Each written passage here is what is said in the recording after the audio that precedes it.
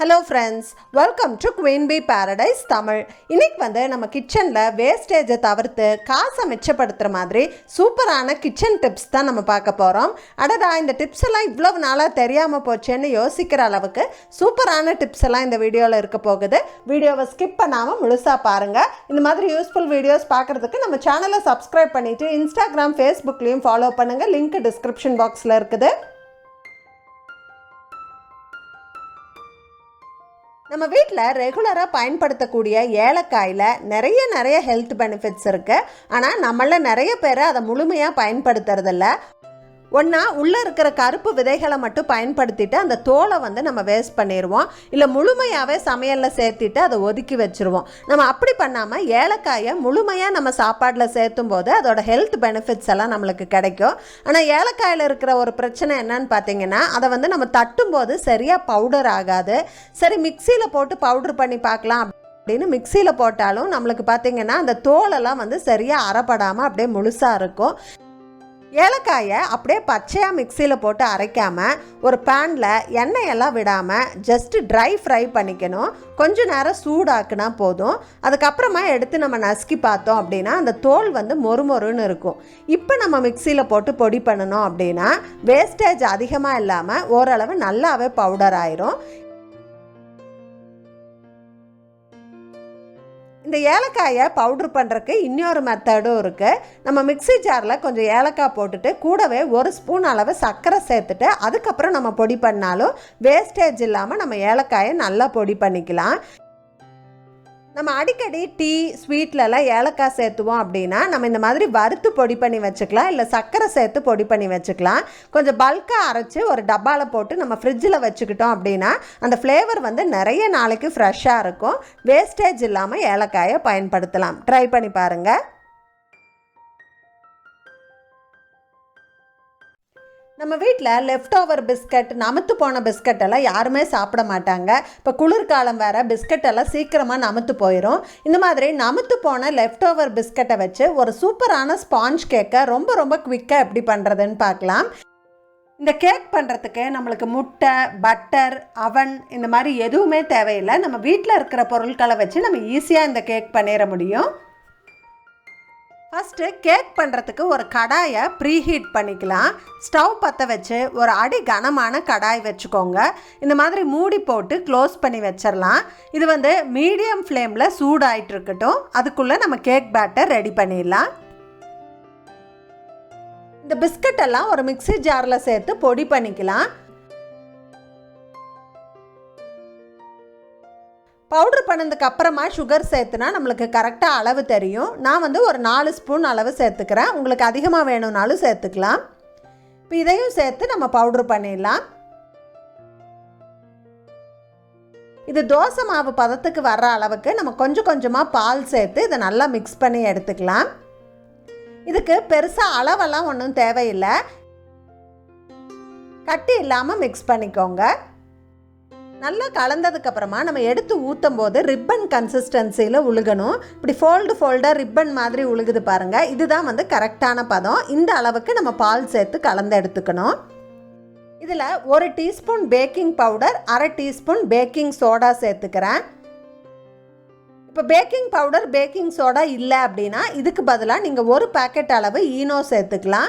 இது வந்து fruit salt. இதெல்லாம் சேர்த்து நல்லா மிக்ஸ் பண்ணிக்கலாம். உங்களுக்கு தேவைப்பட்ட எக்ஸ்ட்ரா ஃப்ளேவருக்காக வெனிலா எசன்ஸ் இல்லை கொக்கோ பவுடர் நீங்கள் எது வேணாலும் சேர்த்துக்கலாம். இப்போ பேட்டர் ரெடியாக இருக்குது. இதை வந்து நான் ஒரு ஹார்ட் ஷேப் மோல்டில் ஊற்ற போகிறேன். நம்மளுக்கு கேக் வந்து மோல்டில் ஒட்டாமல் வரணும் அப்படின்னா நம்ம பட்டர் தடவி மாவு போட்டு டஸ்டிங் பண்ணலாம். அதுக்கு பதிலாக நான் வந்து இன்றைக்கி பார்ச்மெண்ட் பேப்பர் யூஸ் பண்ணுறேன். இந்த ஆடி ஈகோ பேக் பார்ச்மெண்ட் பேப்பர் வந்து நம்மளுக்கு ரிவ்யூக்காக அனுப்பியிருந்தாங்க. அதை தான் இன்றைக்கி நான் யூஸ் பண்ணுறேன். இந்த பார்ச்மெண்ட் பேப்பர் வந்து நம்ம கிச்சனில் நிறைய பர்பஸ்க்கு நம்ம யூஸ் பண்ணலாம். அதெல்லாம் என்னன்னு நம்ம அப்புறமா பார்க்கலாம். ஈஸியாக கிளிக்கிறதுக்காக இந்த இடத்துக்கு ஒரு பிளேடு மாதிரி கொடுத்துருக்காங்க. இதை வச்சு நம்ம வேஸ்ட் இல்லாமல் எவ்வளோ அளவு தேவையோ அந்த அளவுக்கு நம்ம கிழிச்சு எடுத்துக்கலாம். ஒரு துளி கூட பட்டர் போட்டு நான் க்ரீஸ் பண்ணலை. வெறும் அந்த பார்ச்மெண்ட் பேப்பரை மட்டும்தான் வைக்கிறேன். இதுக்குள்ளே நம்ம அந்த பேட்டர் ஊற்றிக்கலாம். இப்போ கடாயும் ப்ரீ ஹீட் ஆகி ரெடியாக இருக்குது. இதுக்குள்ளே ஒரு ஸ்டாண்டு போட்டுட்டு அதுக்கு மேலே அந்த கேக் மோல்டை நான் வச்சிட்றேன். இப்போ லிட்டு போட்டு க்ளோஸ் பண்ணிடலாம். இது ஒரு 20 நிமிஷம் மிதமான சூடில் இதே மாதிரி பேக் ஆகணும். 20 நிமிஷத்துக்கு அப்புறமா ஒரு குச்சி வச்சு குத்தி பார்த்தா இந்த மாதிரி எதுவுமே ஒட்டாமல் வரணும். அப்போ நம்மளுக்கு கேக் ரெடி ஆயிடுச்சுன்னு அர்த்தம். இப்போ வெளியில் எடுத்துடலாம். கேக் நல்லா ஆறட்டும், அதுக்கப்புறமா அன்மோல்டு பண்ணலாம். இப்போ நல்லா ஆறிடுச்சு, அன்மோல்டு பண்ணிடலாம். வாவ், சூப்பராக வந்திருக்கு. இந்த paper grease proof, transfer proof, நம்மளுக்கு அதிகமாக எதுவும் ஒட்டாது, ஆயிலியாக ஆகாது. இதே பேப்பரை யூஸ் பண்ணி நம்ம இன்னொரு பேட்ச் கேக்கு கூட நம்ம பேக் பண்ண முடியும். ஸோ ரீயூசபிள் பார்ச்மெண்ட் பேப்பர் இது. பாருங்கள், ஜஸ்ட் லெஃப்ட் ஓவர் பிஸ்கட்டை யூஸ் பண்ணி ஒரு சூப்பரான ஸ்பாஞ்ச் கேக் ரெடி பண்ணிட்டோம். மேலே அந்த க்ரஸ்ட் நல்லா கிறிஸ்பியாக இருக்குது, உள்ளே நல்லா ஸ்பாஞ்சியாக இருக்குது. டேஸ்ட்டும் ரொம்பவே பிரமாதமாக இருந்தது. கண்டிப்பாக உங்கள் வீட்டில் ட்ரை பண்ணி பாருங்கள். நிறைய சமயங்களில் நம்ம தோசைக்கல்லில் எக் ஆம்லேட் அதெல்லாம் பண்ணும்போது பார்த்திங்கன்னா முட்டை ஒட்டிக்கும். நம்மளுக்கு ஸ்க்ராம்பிள் பண்ணி தான் எடுக்க வேண்டியது இருக்கும். அது மட்டும் இல்லை, என்ன தான் நம்ம வாஷ் பண்ணாலும் நம்ம அடுத்த முறை யூஸ் பண்ணும்போது அந்த தோசைக்கல்லிருந்து அந்த முட்டை வாசம் வரும். அதை அவாய்ட் பண்ணுறதுக்கு நம்ம இந்த பார்ச்மெண்ட் பேப்பரை யூஸ் பண்ணி நம்ம எக்கு ஃப்ரை பண்ண முடியும். அது எப்படின்னு பார்க்கலாம். இப்போ கல் சூடாயிட்ருக்கு. கொஞ்சமாக எண்ணெய் தடவிக்கிறேன். இது ஆப்ஷனல் தான், எண்ணெய் தடவாட்டியும் நல்லா தான் வரும். ரீயூசபிள் பார்ச்மெண்ட் பேப்பர் இது. இதோட ஃப்ளேவர் எதுவுமே நம்மளுக்கு ஃபுட்டில் இருக்காது. ஃபுட்டு இதில் அதிகமாக ஒட்டாது. அந்த மாதிரி இதை பண்ணியிருக்காங்க. ஈகோ ஃப்ரெண்ட்லி பேப்பர் இது.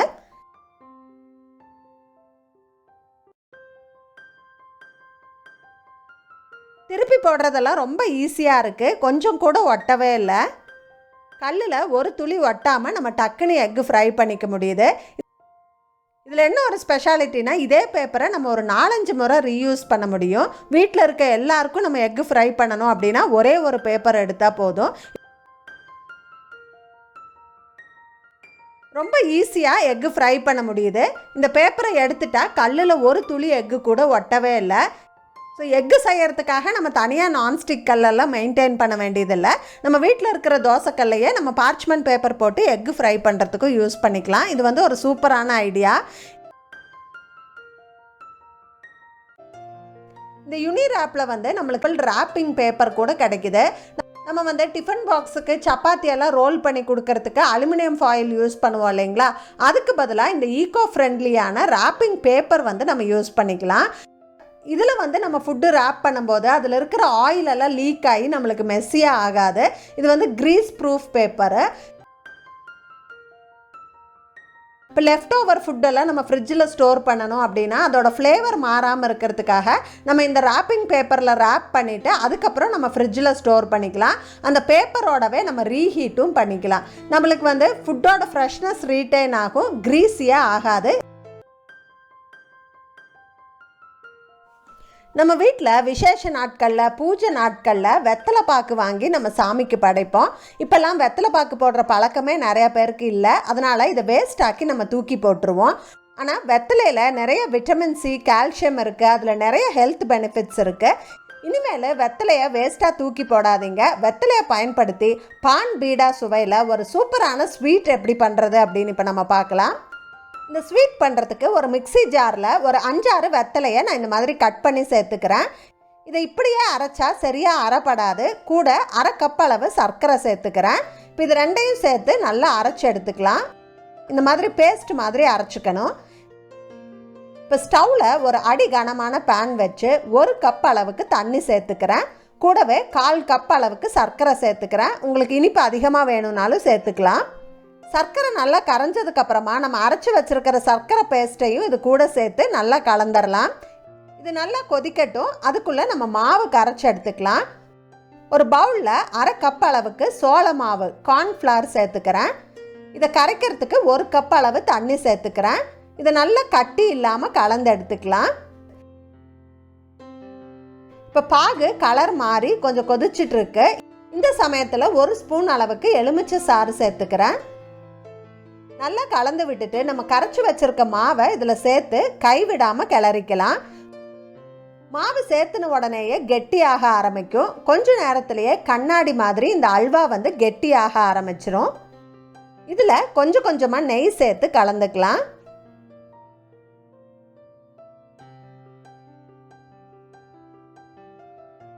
மொத்தமாக 4 டேபிள் ஸ்பூன் நெய் தேவைப்பட்டது. இப்போ பார்த்தீங்கன்னா பாத்திரத்தில் ஒட்டாமல் அல்வா மாதிரி நல்லா திரண்டு வர ஆரம்பிச்சிருச்சு. இந்த சமயத்தில் முந்திரி பருப்பை சின்ன சின்னதாக உடச்சி இதில் சேர்த்துக்கலாம்.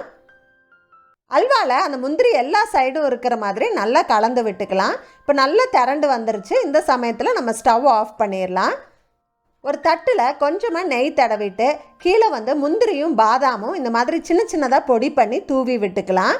பான் பீடாலெல்லாம் இந்த பேக்கரியில் கிடைக்கிற செர்ரி பழம் சேர்த்துவாங்க இல்லையா, அதையும் நம்ம சின்ன சின்னதாக வெட்டி ஒரு லேயர் சேர்த்துக்கலாம். இதுக்கு மேலே நம்ம கிளறி வச்சுருக்க அல்வாவை நல்லா சூடாக இருக்கும்போதே இதில் கொட்டி ஈவனாக பரப்பி விட்டுறலாம். இப்போ இது கொஞ்சம் நேரம் ஆறட்டும். நல்லா ஆறுனதுக்கப்புறமா இதை அன்மோல்டு பண்ணி நம்மளுக்கு விருப்பமான ஷேப்பில் நம்ம கட் பண்ணி எடுத்துக்கலாம். இனிமேல் வெத்தலையை வேஸ்ட் பண்ணாமல் விசேஷ நாட்களில் ஹெவி மீல் சாப்பிட்டதுக்கப்புறமா சாப்பிட்றதுக்காக பான் பீடா சுவையில் சூப்பரான அல்வா வந்து நம்மளுக்கு ரெடி ஆயிடுச்சு. இது வந்து ஈஸியாக ஒரு 10 நிமிஷத்தில் நம்ம ரெடி பண்ணிட முடியும். நான் இந்த வீடியோவில் ஷேர் பண்ண டிப்ஸ் எல்லாம் உங்களுக்கு ரொம்ப பிடிச்சிருந்துருக்குன்னு நினைக்கிறேன். நான் ஷேர் பண்ண டிப்ஸ்லேயே உங்களுக்கு எது ரொம்ப பிடிச்சிருந்தது அப்படின்னு கமெண்ட்ஸில் சொல்லுங்கள். நம்ம வீடியோவில் பார்த்த கிவ் அவே கான்டெஸ்ட்லேயும் நீங்கள் கண்டிப்பாக பார்ட்டிசிபேட் பண்ணுவீங்க அப்படின்னு நான் நம்புகிறேன். வீடியோ பிடிச்சிருந்தா இந்த வீடியோக்கு ஒரு லைக் கொடுங்க. உங்கள் ஃப்ரெண்ட்ஸ் அண்ட் ஃபேமிலிக்கோட ஷேர் பண்ணிக்கோங்க. மறக்காமல் நம்ம குயின் பி பேரடைஸ் தமிழ் சேனலை சப்ஸ்கிரைப் பண்ணிடுங்க. தேங்க்ஸ் ஃபார் வாட்சிங். Bye bye.